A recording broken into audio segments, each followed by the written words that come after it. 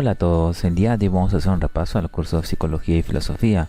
Vamos con la primera pregunta. Nos dice, en la expresión nadie comete el mal voluntariamente sino por ignorancia, ¿esta expresión es característica de quién?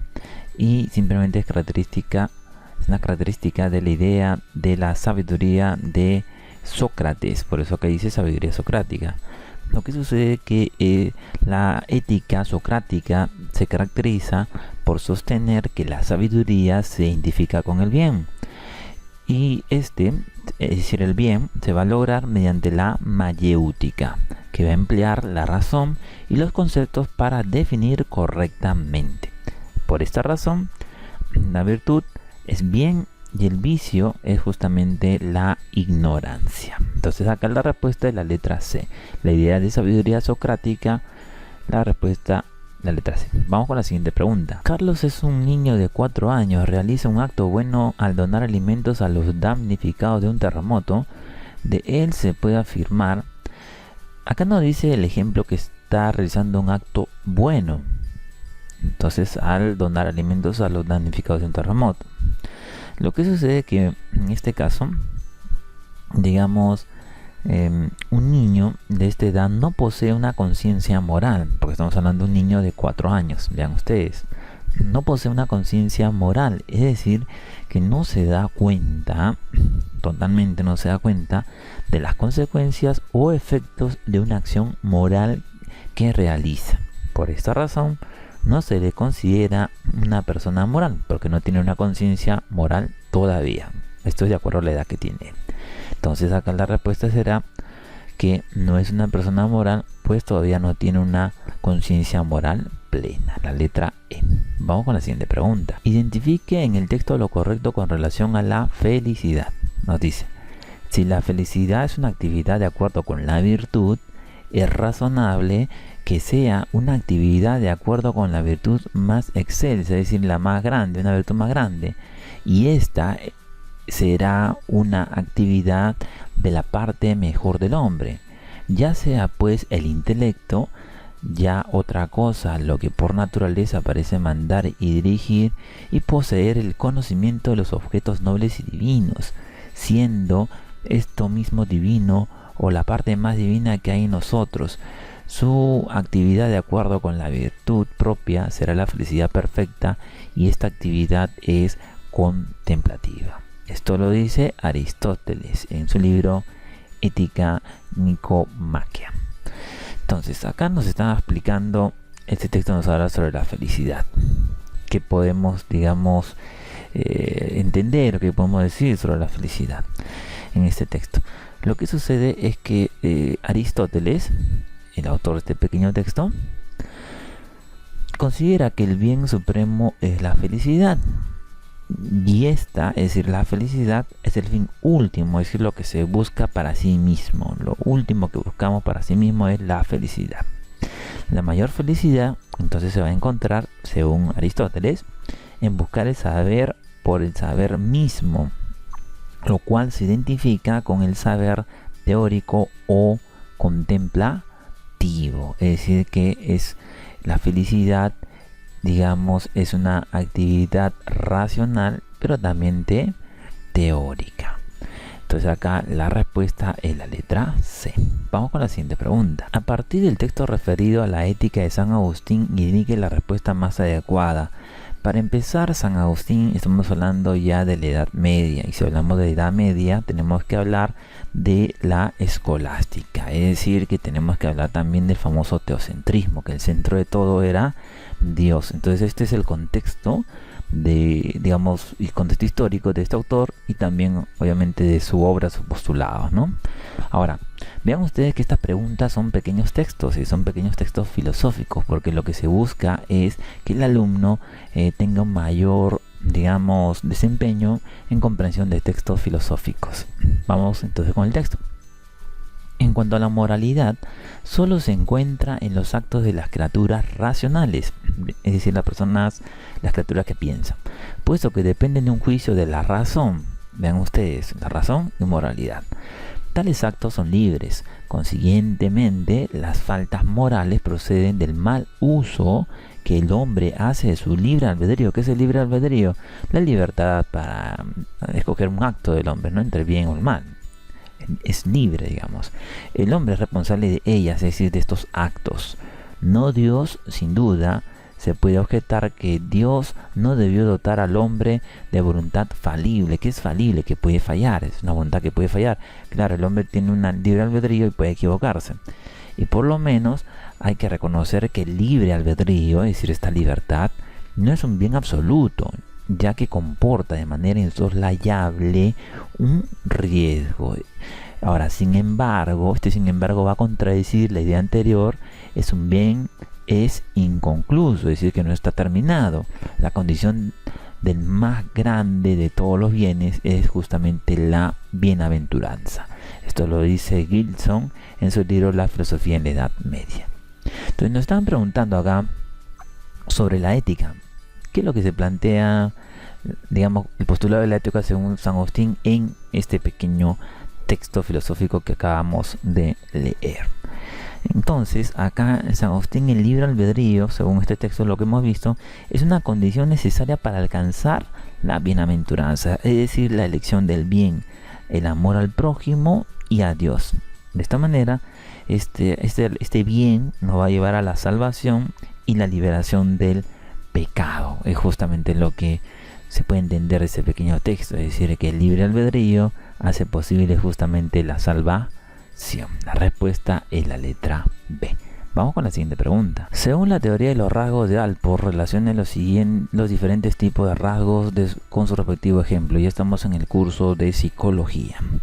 La teoría de los rasgos de Allport, que esto es muy importante. Ahora, lo que sucede es que, en primer lugar, cuando dice un rasgo central justamente es, ¿cierto? Un rasgo central es, por ejemplo, este caso. Rosa es una chica con mucha confianza en sí misma. ¿Y por qué? La confianza en sí misma afecta a varios aspectos de su vida. Entonces, este es un ejemplo, vean ustedes, de un rasgo central, de lo que es un rasgo central según Allport. Luego, un rasgo cardinal será, por ejemplo, en este pequeño ejemplo. Esperanza es una señora que se caracteriza por su solidaridad. ¿Y por qué? Porque define su individualidad. Es tan fuerte, digamos, que domina todo lo que hace la persona.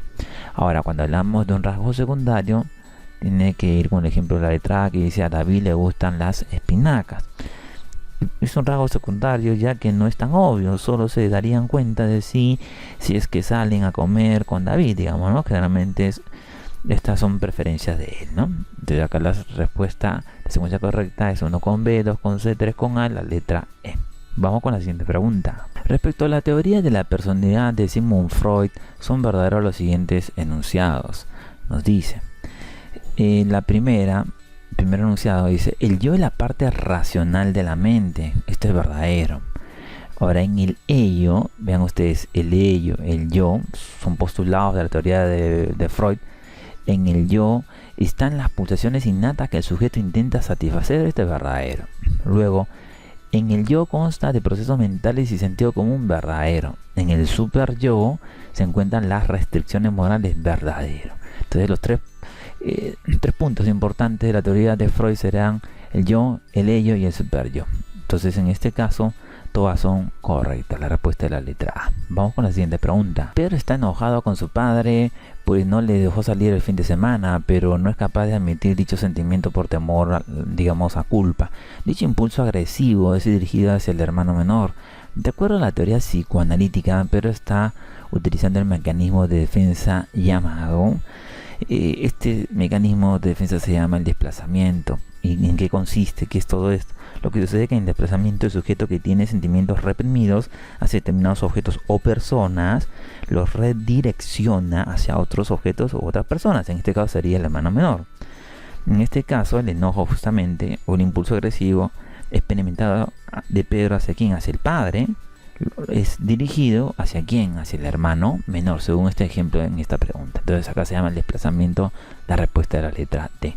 Vamos con la siguiente pregunta. Alberto es un ingeniero y en su primer día de trabajo le entregan los resultados de la evaluación de su personalidad y dice: usted es una persona reservada, interesada en su realidad interior, muestra poco interés en los demás, se interesa más por las posibilidades que por las situaciones presentes. Entonces, según la teoría de Jung, podemos afirmar que Alberto posee una personalidad. Estamos hablando de Carl Jung.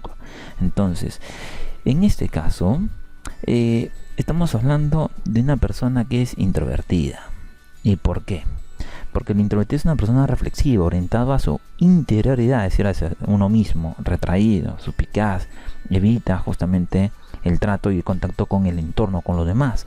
Por lo tanto, Alberto encajaría en este tipo de personalidad según Carl Jung. La respuesta es la letra E. Vamos con la siguiente pregunta. Felipe siempre pasa por la tienda de autos, sabe que no puede comprar un auto moderno y lujoso, y al preguntarle la vendedora si desea comprarlo, él refiere: es que en esta sociedad de desigualdades tan notorias prefiero un auto modesto que no llame mucho la atención. Entonces, en este ejemplo nos ilustra un mecanismo de defensa llamado racionalización. ¿Por qué? Porque la racionalización consiste en generar de manera inconsciente una justificación para ocultar los motivos reales de sus actos o deseos. La respuesta aquí en este caso es la letra A. Vamos con la siguiente pregunta. Donato encauzó la frustración que le produjo el fallecimiento de su esposa dedicándose a la composición poética. Acorde a la teoría psicoanalítica, este hecho ilustra la puesta en acción del mecanismo defensivo llamado justamente sublimación. ¿Y qué es la sublimación? La sublimación, el yo se ajusta al entorno social, dirigiendo la conducta hacia metas y realizaciones socialmente aceptadas. Claro, en este caso, ¿qué es aceptado por la sociedad? La composición y la escritura de poesía. Porque en este caso, esta composición poética tendrá mucho que ver con la frustración que le ha producido a Donato el fallecimiento de su esposa. La respuesta es la letra C. Vamos con la siguiente pregunta. Corina ha decidido ser médico igual que sus padres y sus abuelos. La teoría de la personalidad que explicaría la relevancia, la importancia del entorno profesional familiar en la elección de esta carrera es el enfoque llamado cognitivista. Entonces, este enfoque, lo que pasa es que según este enfoque, representado por la teoría del aprendizaje social de Bandura, esto es importante, la teoría de Bandura, la personalidad y las actitudes son adquiridas por imitación de las personas modelo. En este caso, las personas modelos serán los familiares de Corina que han influido en la elección de su carrera. La respuesta es la letra B. Vamos con la siguiente pregunta. La heroicidad y espíritu de sacrificio de Juana de Arco son un ejemplo del rasgo de la personalidad que Allport llamó. En este caso estamos hablando de una personalidad llamada cardinal. Entonces, según la teoría de Allport, los rasgos cardinales son aquellos que definen la vida de algunas personas. Esto es un acto, un único rasgo que determina su conducta. En este caso hablamos de la heroicidad y del espíritu de sacrificio de Juana de Arco. La respuesta es la letra B. Esperamos que les haya gustado este video, esperamos sus comentarios y sugerencias y los invitamos a que se suscriban a este canal para que puedan ver todos los videos que tenemos para ustedes. Gracias a todos.